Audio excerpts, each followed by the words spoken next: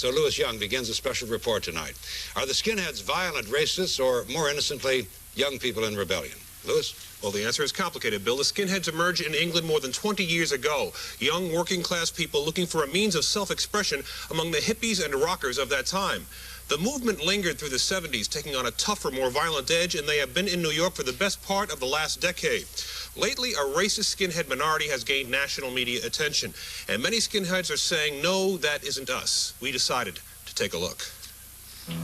It's a working-class movement that's politically aware. I enjoy the style, I enjoy the music. It's something that I fit into.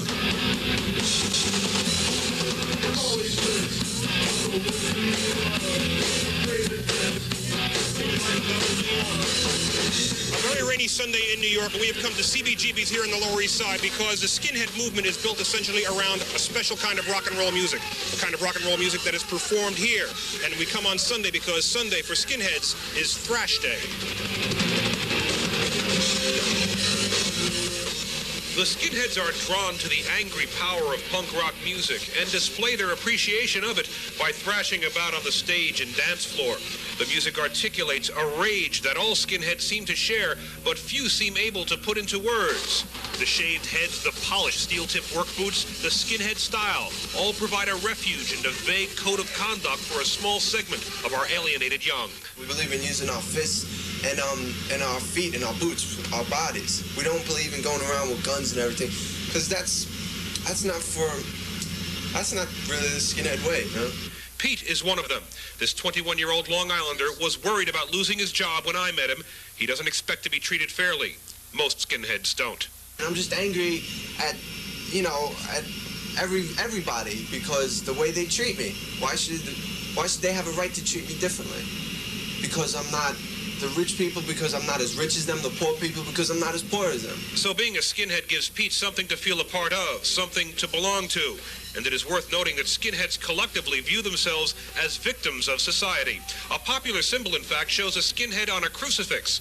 You see it on T-shirts, on car bumpers, on tattoos. Lift up your shirt, man. It's me, actually, crucified. What does crucified Pete mean? That a lot of the public just crucifies me because of the way I look, because of my tattoos. They crucify me.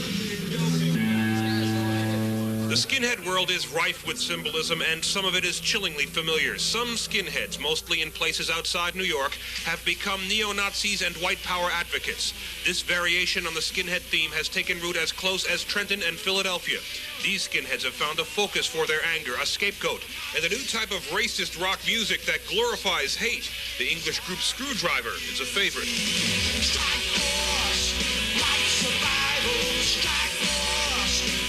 The American people really want blacks here. If they could get them out, will they really want them here? They don't have, in my opinion, rights anyway.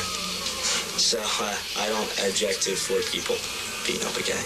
Here in New York recently, I sat with 3 skinheads who object to the racists and the Nazis. One of them, you will note, is black. He is also a little angry about all this white power talk. If we don't stand against them because it seems nobody else is doing anything about it, we'll die for it. That's the way we feel about it.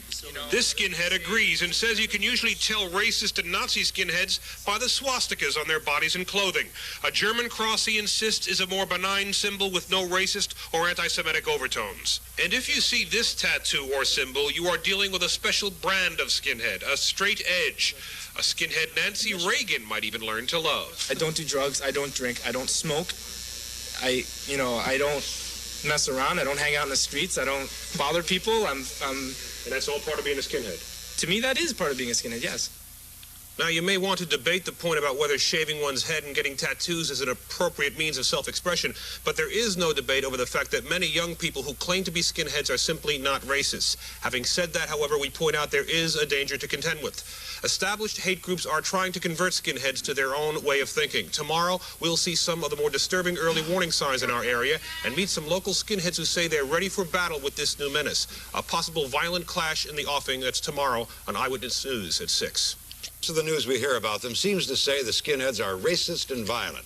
But last night, in his special report, Louis Young told us that picture is not complete, that not all skinheads are racist and violent young rebels.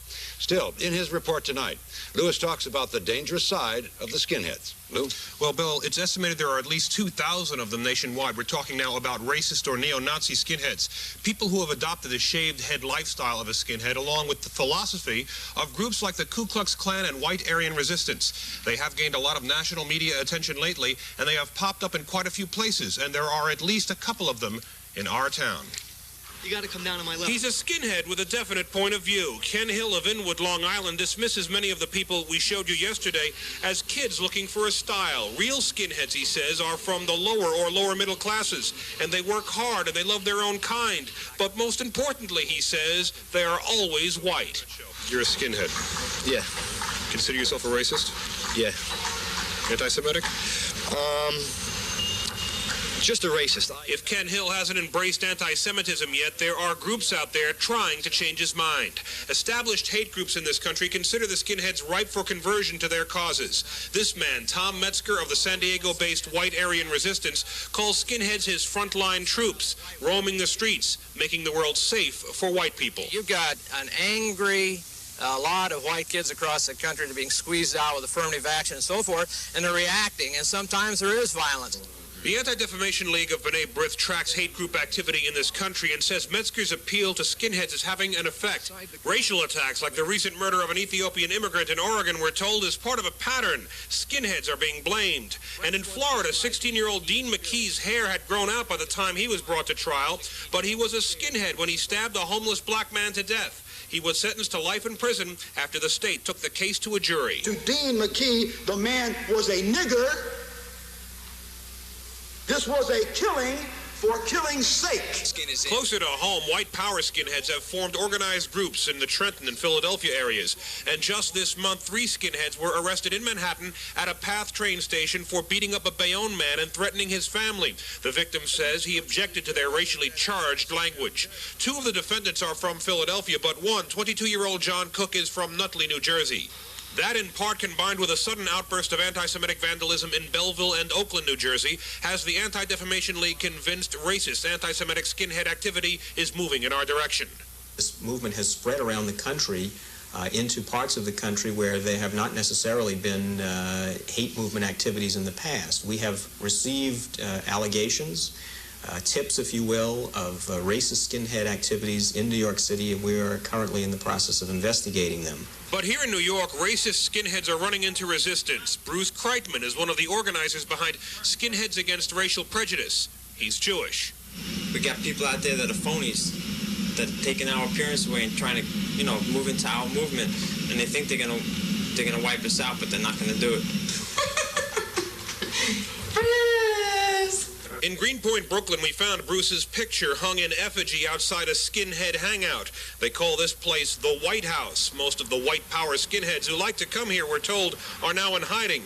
Gypsy told me at the door that the people here are reluctant to talk because, she says, the Jewish Defense Organization, or JDO, is after them. The JDL are not really nice people, you know what I'm saying? And they've done stuff to this house before. Jewish Defense? Yeah. I'm looking at this stuff posted out here. It's a joke. It's a joke? Yeah, I'll put it up there. Is this white supremacy thing a joke, or is it? No. That's not a joke. No. That's real? Yeah. Ken Hill, of course, also believes this white power stuff is real, although he confirms that it's tough getting an organized hate group going in New York City. There's just too many people, too many ethnic backgrounds. But, in the future, who knows? Philadelphia didn't just happen overnight.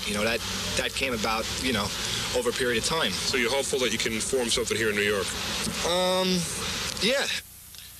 I talked on the phone recently with a racist skinhead organizer in New Orleans, and he also said New York City is posing a tough organizing problem. So the hate groups are out there trying to sell their message. They have targeted